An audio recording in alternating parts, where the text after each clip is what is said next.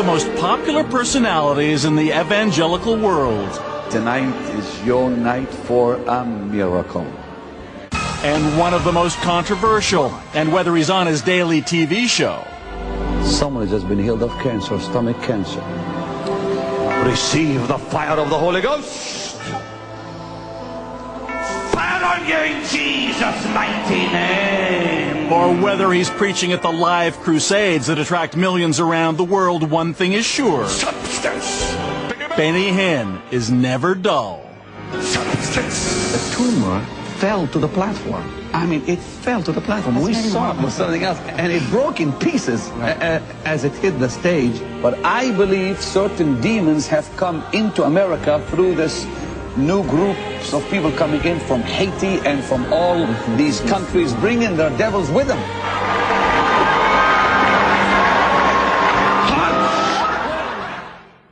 Showman, salesman, businessman, Benny Hinn has built himself into a kind of one-man multinational religious conglomerate. It's estimated his ministry brings in more than $200 million a year, mostly based on his pledge that you will be healed if you have enough faith, and especially if you attend his crusades. 4 years ago, we took our hidden cameras inside Benny Hinn's organization.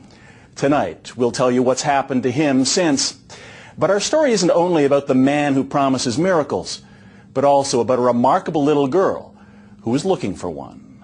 Step out of your sickness, step out of your disease, and come into the river. He calls them Miracle Crusades, and as always, Benny Hinn's appearance 4 years ago in Calgary was a finely tuned event. Cancer cannot stand in the presence of the Holy Ghost. Cancer is only a name, but there's a higher name than cancer. That's Jesus. It all builds towards the miracle healing that Hinn maintains is channeled from God through him. The healing everyone here is waiting for. Fire on ya! Fire! Malbacoremelo. What you see on TV are the lucky ones allowed up on stage. But we found out how those people who actually meet Benny Hinn are chosen. We interviewed a man who saw those miracle crusades firsthand as one of Pastor Benny's security detail. He agreed to talk with us if we disguised his identity. We called him Andrew. How do they pick the ones they want to go on stage at that point? They have staff members that go through and give them a quick interview. And they'll ask them, what's wrong with you? Oh, I've had rheumatoid arthritis of my left shoulder. I can't lift it. All of a sudden, can you lift your shoulder? Because if you can't lift your shoulder, you can't go on stage. According to Andrew, the screening system has one purpose: to keep the truly sick or disabled away from Benny Hinn. Those people are never allowed near the stage. In our original broadcast, viewers were captivated by a mother and daughter we met in the stands at the Calgary Crusade. Janice Brulotte is a lifelong believer whose 8-year-old Grace couldn't walk because of a severe neuromuscular disorder. I said, honey, we could stay up here because you know what? I said, Jesus is up here.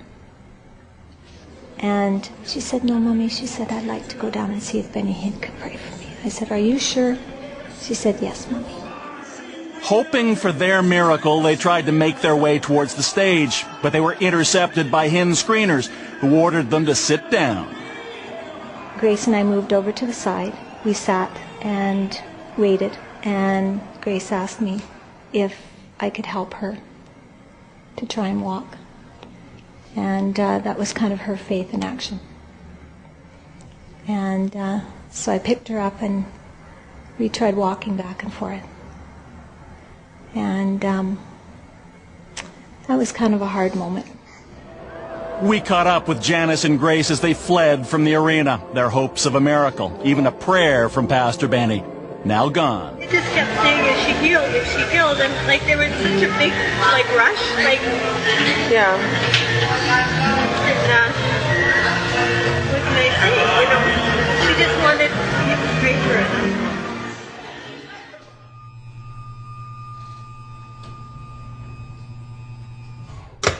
That was almost 4 years ago. Grace Brulotte is now 11. She didn't get her miracle from Pastor Benny that night, and she still can't walk. But you'll see she's not about to let that stop her. When I paint, I'm in my own world. I just like doing artistic things. I like doing scenery.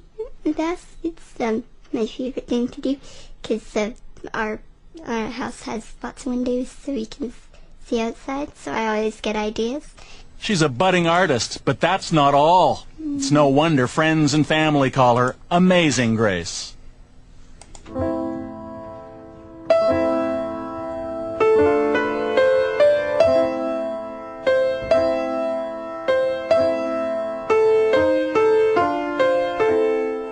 In addition to not being able to walk on her own, Grace still has stiff joints and weak muscles.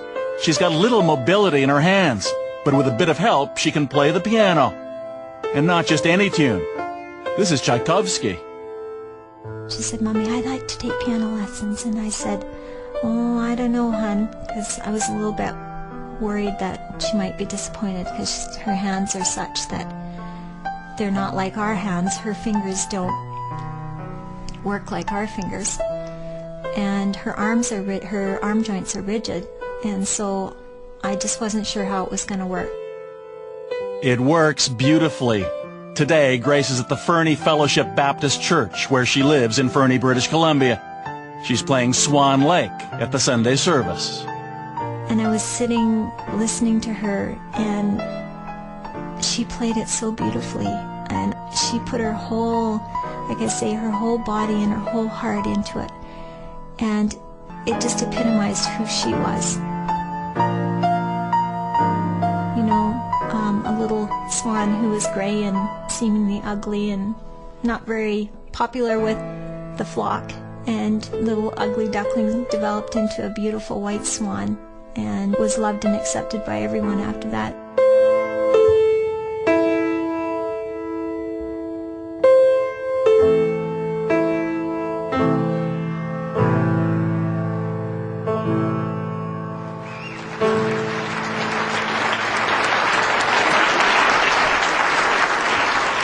Every time she plays the piano, I stand in awe, amazed at what she can do with so little mobility. It's incredible. Jesus, light of the world, shine upon us, set us free from the truth you now bring us, shine on me. Through her piano playing, her voice, her music, she's just developed, her character's developed, and she just is flourishing. I'm so proud of her, and I believe that it was a gift from God to make up for what she is lacking in her body.